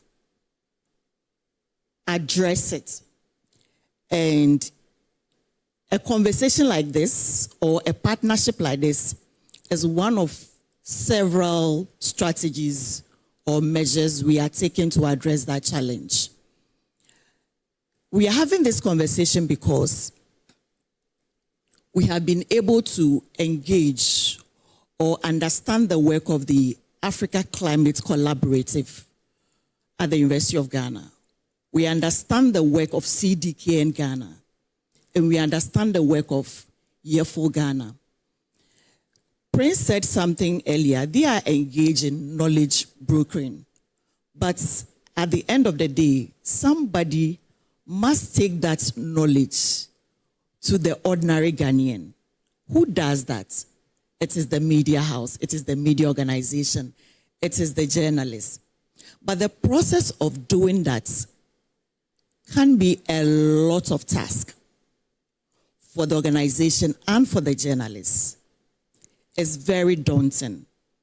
But with partnerships like this, you can be assured that the process or the journey would be made a bit easier. YEFO Ghana spoke about mobilizing some young women and other young men in the community to be able to talk about climate issues, not necessarily on the traditional media, but even at the community level. That is more like a small set of, or let me say, a miniature journalism at the community level. Now, so the challenge is no longer, or the burden is no longer going to be on multimedia having to invest so much resource training its journalists, investing in logistics, and making sure that our desire of wanting to cover the whole of Ghana, you know, that burden, that challenge is more or less lessened for us. Now, if YEFO Ghana is doing that, we can be rest assured that at the end of the day, if there's some form of information which we feel is credible, which we feel is good enough to extend to the rest of the public, we should be able to fall on them. Then multimedia wouldn't have to send somebody all the way from Accra because that is where our headquarters is. Of course, we have regional correspondents. But imagine a correspondent in the Upper East region, one correspondent. How many areas, communities in the Upper East region can one, and how many stories? You just spoke about media houses trying to focus on a certain theme, interest. Some are talking about entertainment, others are doing football or sports, and some want to do politics. Let's assume multimedia has decided to focus largely on climate. What happens to all the other issues? And multimedia, let's say in Bolga, for instance, it's just an assumption. The people are able to watch only JoyNews. But there is a lot happening in Ghana beyond climate. There's a lot happening in Ghana beyond politics. There's a lot happening in Ghana beyond sports. Whatever information you want to put across to that population or public, you want it to be complete, whole. And so it all comes to resource. It all comes to personal. How are you able to leverage the little that you have to be able to give your audiences, the public, a full meal? That is why partnerships of such nature become very, very critical. Makes sense. So that it is no longer about me having to do the work all alone, but with Yefo Ghana, with CDKN, which is able to translate the science, the data, all of that our academics have done. They are able to bring it to us. We are able to understand and then give it to the rest of the public. Makes sense. Thank you so much, MFA. Prof, and I'm coming to you, Prof, who also doubles as a captain and a sailor. Prof, this is my question to you. For the average Ghanaian, we see a lot of enthusiasm and passion around stories or issues that concern our bread and butter. And so for them, climate change does not really affect bread and butter. You are on the data side of things. What is the dichotomy and relationship between the two? That perhaps we are not paying attention to that. The data really would want us to, turn our heads and pay attention. Well, can I come to that response later? Because yes, sir. Everybody has been thanking the Africa Climate Collaborative. And I think I should just spend about a minute or two explaining what they do. Then I'll come to the question about how do we valorize the impacts of climate change. Well, the Africa Climate Collaborative is a partnership in itself of 4 universities. That is University of Ghana, Cambridge University in the UK, Makerere University in Uganda, and University of Cape Town in South Africa. We are all in partnership with the MasterCard Foundation, who are sponsoring us. University of Ghana has a component of around $28.4 million over 8 years. And we want to strengthen African countries to transition to a green economy and create new jobs for young people. We also want to prepare better and respond to climate change. And very importantly, a critical mass of global thought leaders. Our emphasis is on women. 70% of that funding goes to women. We also look at people living with disability and people who are refugees. I won't give you the impact figures, but I think the important thing is that we want to support at least 4,000 individuals in climate-smart startups, which would include startups in the area of media. Now, back to your substantive question. It is because we do not put the real value on the impact of climate change that we do not see it as a bread and butter issue. So, real example. I think it was on Sunday we had heavy rain. And because of that heavy rain, the people who live in the Domi Pillar 2 area could not get home because there's a bridge that had become flooded. So I know people who spend 2 hours in traffic. That is time lost. You multiply by the number of cars. That is huge financial loss, just one incident. If you look at the spread of disease, mosquitoes bite more often when it is warmer. The life cycle of plasmodia is faster when it is warmer. The life cycle of the mosquito is faster when it's warmer. So let's take the number of times that cycle runs when the temperature is 1 or 2 degrees hotter means a lot more people are going to be impacted by malaria. And as you know, that is the leading cause of death under 5. What costs can you put on the death of a child? But because you're not seeing it in that way, you work in the north.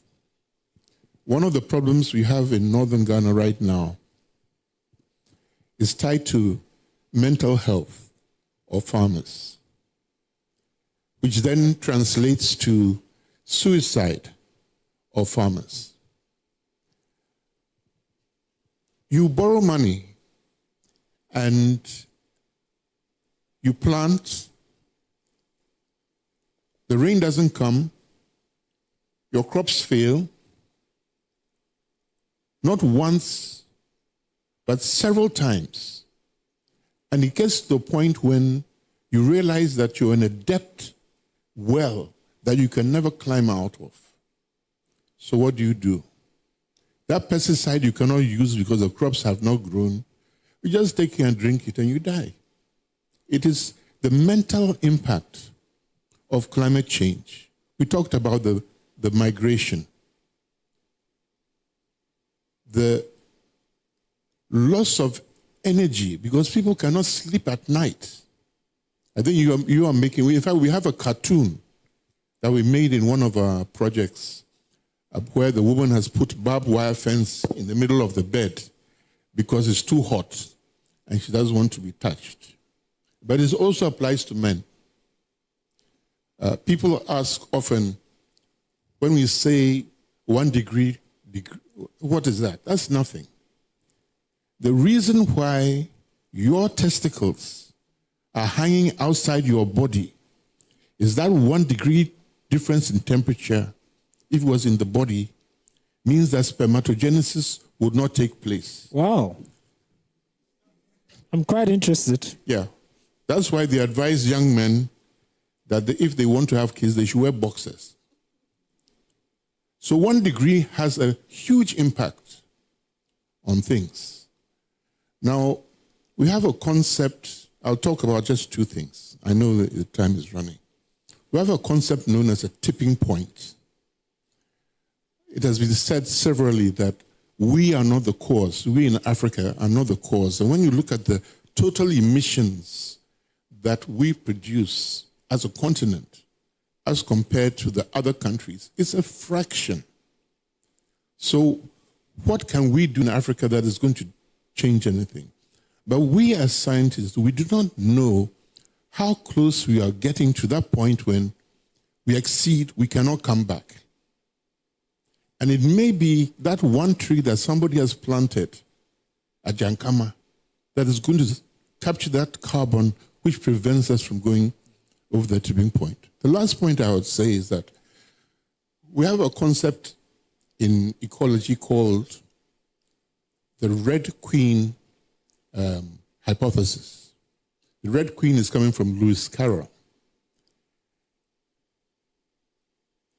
You have to run faster to stay in the same place because the world is changing. We cannot do business as usual because the rate of change is so rapid that our old systems of adaptation are no longer effective. You talked about the need for balance in the media is very important. But right now, there's no balance. We need to have affirmative action for environmental issues. There's no TV station, media house, which has an environment tab, politics, sports, business.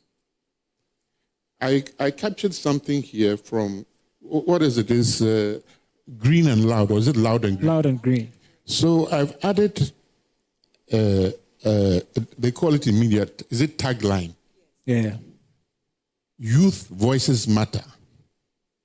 Just like Black Lives Matter. Yeah. Youth voices matter. So it's Loud and Green. Youth voices matter. Thank you. Thank you so much, Doc. And guess what? I would really have loved to come back to my panelists. Maybe I can do that in a sentence. What is your one clear call action that you would expect from Ghanaians and policy leaders in fighting climate change as CDK in Ghana, in a sentence? So CDK in Ghana, what we are saying is that young people are able and they have the capacity to contribute to the solutions. And there are a lot of youth-led organizations like GAIO, SYND, and the rest, and that are also doing amazing things, plus CDK and YEFO across the country. They need the support of policymakers to be able to do what they are doing more, build the capacity of young people, train them, and get, the solutions on the ground, whether, in terms of green businesses, whether in terms of climate reporting, as we've done, whether in terms of agriculture, every sector, young people are ready and they are willing to do the work. Beautiful. So they need the support from the various policymakers. Thank you. A sentence in a paragraph. Thank you, Doc. MFA, one call of action to media practitioners and owners in Ghana. Climate change has come to stay with us. Yes, we have the task, the challenge to go out there, inform the public and educate everyone regarding what is happening. Much as we want to ensure balance, I want us to make the deliberate effort to consciously include it in our daily programming. Yes, communities, organizations will come along only when they see us leading the charge. Thank you. Beautiful. Prof, you are in the research arena. What do you tell your fellow researchers Well, I will say is that there's a lot to be done. And I like the word you said, deliberate. But we have to be deliberate and intentional on the sort of research that we do, research that is meaningful and relevant with our local communities. Thank you so much, Doc. And Fathia, maybe your one takeaway for tonight and a kind of help you probably need from the country to help you, because I feel that you deserve that privilege, Yes. In a second. I feel privileged. Yes. So I just want to say that there's been a change or a shift in how things are being done in this part of the world. At least now, voices of young people are being heard. But it's just the courage or the little more step. As I tell my colleagues, if you go to East Africa, you see how the youth are very much strong when it comes to climate change. So this is our decision. We should move from this is yours, this is mine, to have a unified front as young people, to let the government know, just like the economy is paramount to every government, climate change is so paramount to young people because this is our future. And we want to see a radical change to that. But my takeaway is that partnership is very key, very, very, very important. And I want to urge or appeal to stakeholders out there that you see us sitting here. If you involve us in the decisions and discussions of climate change in Ghana, in Africa, West Africa, global, you'll get the change you need to see. Beautiful. And I like that. Please give a hand to my beautiful panelists. I love this.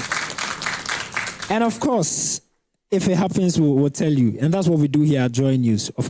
We like the fact that all these partners are willing to go on this journey with us. We will go the extent. We'll climb every mountain, enter every valley, swim to the depths of the sea, just to get you enlightened on why climate change really matters. But guess what? I'm going to wrap up this session pretty shortly. For our youth climate reporters, they've done a lot of impressive stuff, and some of them are going to be awarded tonight. Thankfully, some of them will be awarded by Professor Gordon. Arendari is right here, Professor Arendari, and many of our very wonderful guests here. After this short break, I'll acknowledge, well, maybe I can do that now, Eli Kem, Deputy CEO of Forestry Commission, Kotoku, who is right here in our midst. Thank you so much, sir, for making the time to be here. And this is the JoyNews National Dialogue on Ghana's Youth and Climate Change. We are back right after this break.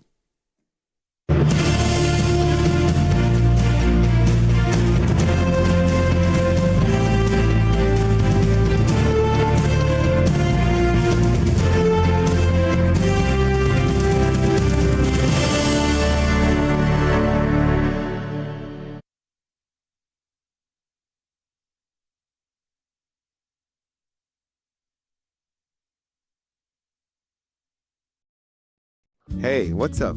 Life. It's moving so fast. Yesterday I was in class 4. Today I'm almost in JHS. My shoes don't fit me anymore. My voice is deeper. I was watching cartoons, but now they say I'm too old for that. The more things change, the more they'll stay the same. I still love you the same. Come and sit that. In a world that keeps changing, Calipo still keeps making sweet memories. I still love it. Dad, I told you to have a sip, not to finish it. Calipo food juice drink, making sweet memories. This advert is FDA. From Africa to football's biggest stage, you are invited to be a part of it. Feel the rush, the passion of every moment. Don't just watch the game. Live the FIFA World Cup experience. With VIP seatings, exclusive lounges, gourmet dining, priority access at every turn, luxury all around you. Seamless, effortless, exceptional. Because this is more than a ticket. This is your FIFA World Cup 2026 experience. Brought to you by Match Experience Hospitality. Call 055 155 1119 or visit matchexphospitality.com to secure your packages or walk into any Absa Bank branch, our official banking partner, for more information and payment. Hey, Charlie, welcome back. The malaria really knocked you down, eh? Charlie, no joke. Fever, headache, vomiting, loss of appetite. I couldn't even eat my usual fufu. You and your fufu. But I hope you got tested before the malaria treatment. Yes, I did. And thanks to Malatu, I kicked out malaria one time. When malaria strikes, take Malatu, containing artemether and lumefantrine. Comes in tablets and suspension for effective treatment of malaria. Great to have you back. Thank you. No problem. Malatu is suitable for adults and children. Manufactured and distributed by NS Chemist Limited. This advertisement has been vetted and approved by the FDA. Putting on just the fabric isn't really enough. You have to put on your confidence. I chose this Printex fabric because it symbolizes hope and success because of the color and the texture. Printex. Hello, my name is Pamela from Customer Service. Please revalidate your account by texting your Ghana card number to 0500,000 247. Hey, Abili, wabadim. Madam, give me the numbers behind your ATM card. I'm calling from the head office. An email was delivered across to our customers this morning. Confirm if this is your bank account 100,100,100. Thanks for sending your bank card details. Send the OTP now to avoid cancellation. EcoBank will never call, email, send an SMS asking for your PIN, OTP, bank card, or Ghana card details. Don't get played. EcoBank, the Pan-African Bank. Hello, please, I'm calling from Customer Experience Center. Another week is here on the greatest of all time.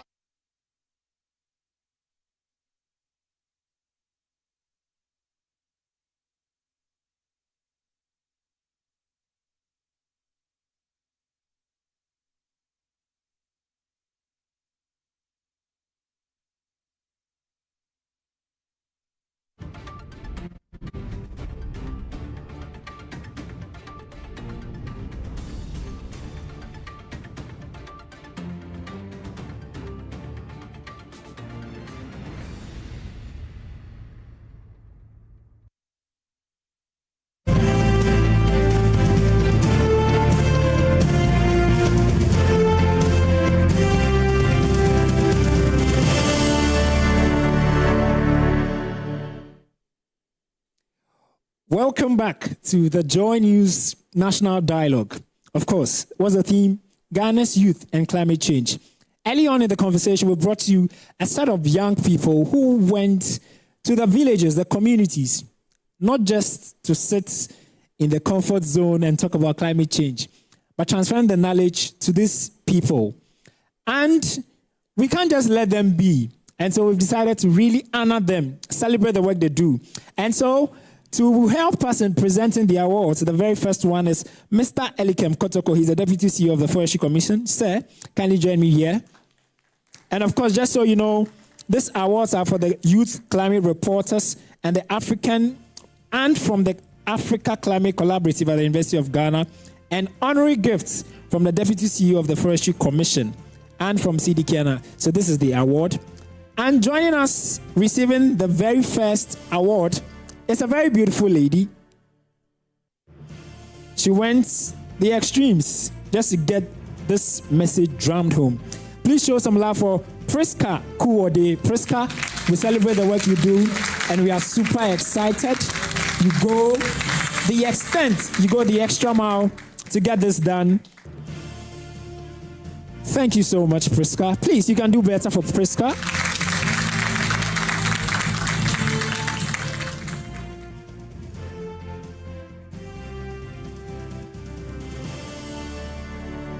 Beautiful. After that, we'll give you your certificates as well.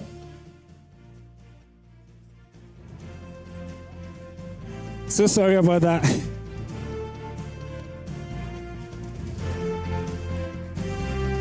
Thank you so much, Priska. All right, sir, please stay for me. You're going to do another one. I beg your pardon. And this is by a wonderful young man who, once again, went to the communities, did not sit at home, did not do TikTok videos, did not join trends, but is very interested about impact. And I'm talking to you about Wilfred Teria Befi. He's completed the Youth Climate Reporters Program training organized by Africa Climate Collaborative at the University of Ghana, Climate and Development Knowledge Network, CDK in Ghana, and JoyNews and our partners. We say thank you, Wilfred. Oh, you can do better for the gentleman.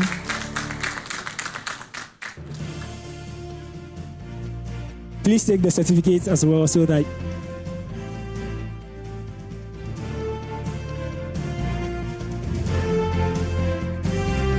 good job done, Wilfred. We're super thankful. Please celebrate honorable for me as well. Thank you so much for doing this for me. Taking the next award, giving the next award is Mr. Richard Marty, Executive Director of GAIO. Sir, kindly join me off stage as you help us honor and celebrate this wonderful young people going the extremes. And this one is also another handsome young man who has completed the Youth Climate Reporters Program training, which was organized by the African Climate Collaborative at the University of Ghana, CDK, and their partners. I'm talking to you about George Isaka. George, we see your work. We celebrate you. Thank you for all that you do for the communities. You are doing so well. We're all proud of you. Please give it up one more time for George.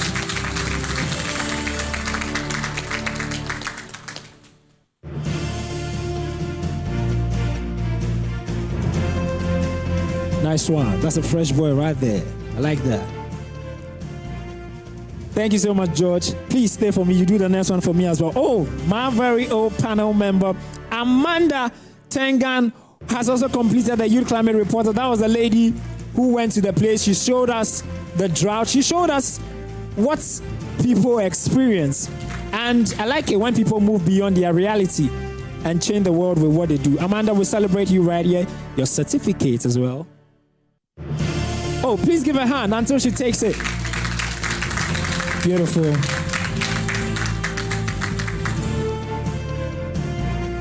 Thank you so much, Amanda. Wow. Her hands are full. Thank you, sir. We appreciate you doing this for us. Doing the next one for us is Dr. Joseph Clotty. Doc, kindly join us upstage as you help us honor and celebrate our young people who are ready to do stuff that transcend them. And our next person receiving the award is Abdul Razak Musa. Abdul has completed the Youth Climate Reporters Program training, which was organized by Africa Climate Collaborative and CDKN Ghana in partnership with JoyNews with Beyond the Science and Yafo Ghana. Abdul, we're proud of the work you've done. Please give a hand one more time for Abdul.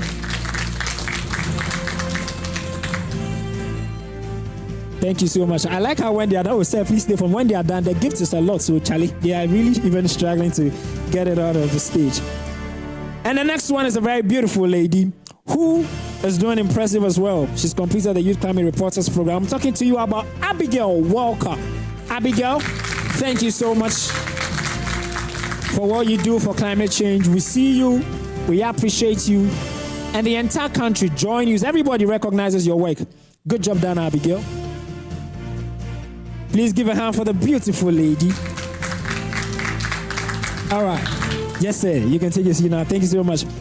Doing the next presentation for me is Dr. Prince Ansah, Country Engagement Lead for CDKN Ghana. These guys are doing very, very, very impressive, championing the message of climate change. And to take this award is Yao Adankwa. Yao has completed the Youth Climate Reporters Program successfully, which was organized by CDKN Ghana. Doc. Oh, please give a hand for the wonderful young man.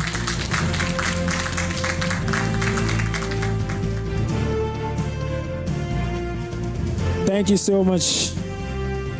Super proud of you.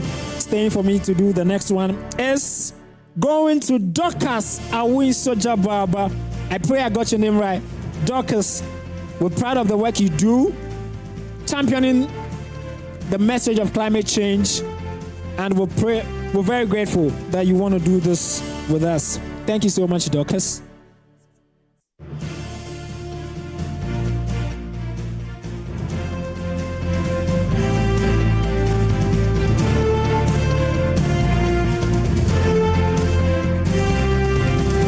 Thank you so much, Prince. I'm super grateful as well. Please give a hand for them. And of course, to do the last set of presentation is my very own Pro Vice Chancellor. You know, University of Ghana for a reason. Please, are you jealous? Show some love for my professor. Professor Gordon Awan Darren, Prof. I'm super excited. You know, when I was in school, I didn't get the privilege to meet you, but life, you know, look what climate change has done. Prof, it's good to see you. Thank you so much, Prof. Thank you. All right, receiving the gift is Michael Banahine. Michael, we appreciate the work you do. You've successfully completed the Youth Climate Reporters Program training, and we're proud of you. Good job done, Michael. We are all proud of you. Please give a hand for the two. Beautiful. Thank you so much, Michael. And the next Prof, please stay for me. The next one is a beautiful lady, of course. I'd like to introduce my panel members. Fasila Al-Hassan, you did a good job representing the young people and championing the message of climate change. Fasila, we're proud of you for successfully completing the Climate Reporters Program.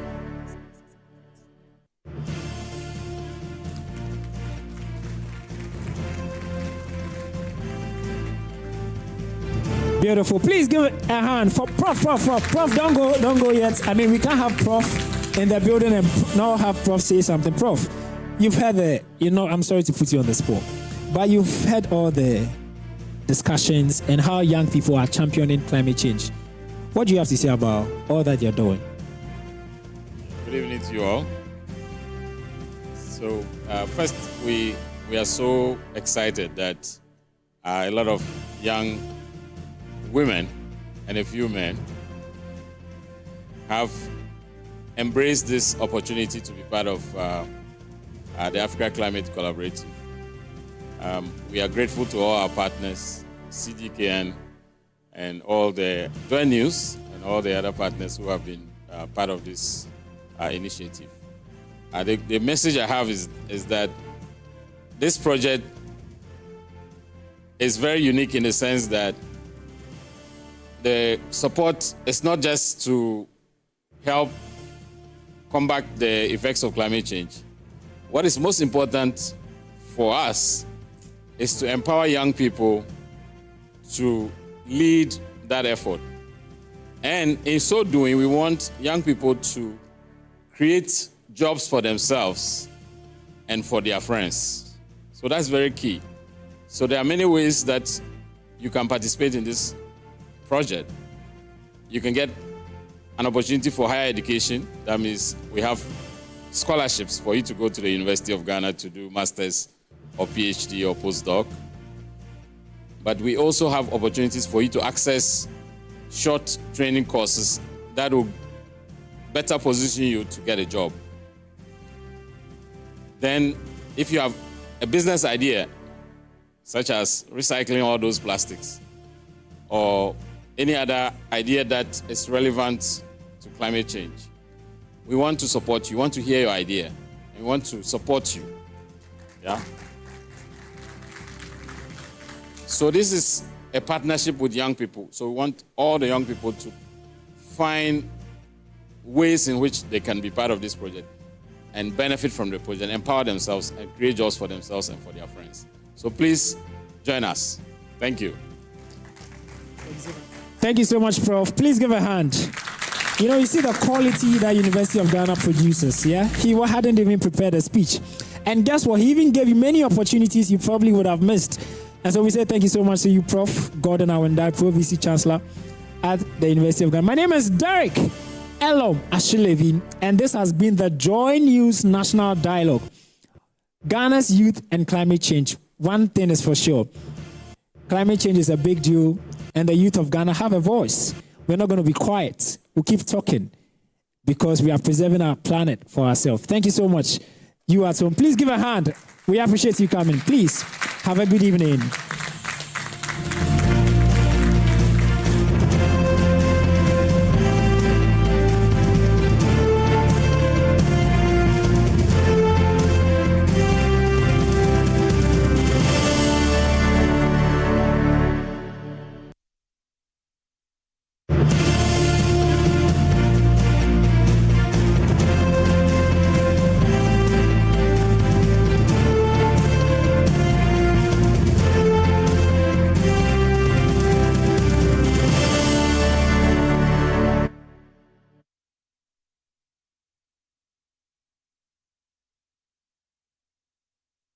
From farm to plate, do you really know what you're eating? Any glitch in the circuits of the food chain can change the price and size of what you eat.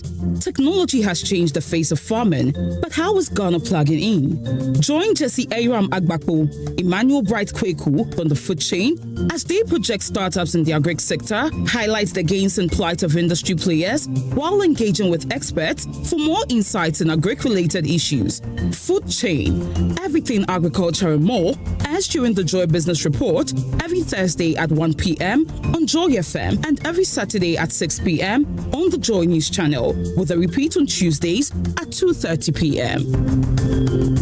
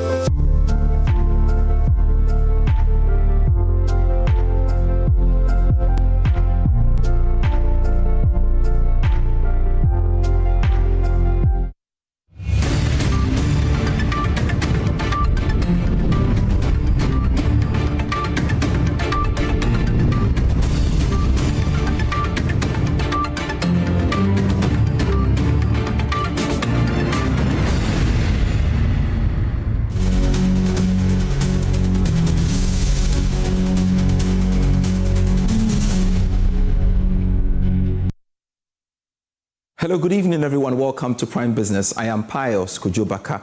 Business groups at the country's ports have thrown their weight behind the Ghana Shippers Authority amid growing tensions with some international shipping lines over regulatory measures within the country's shipping and logistics sector. The group described the move as unfortunate and harmful to national economic interests, insisting that shipping companies operating in Ghana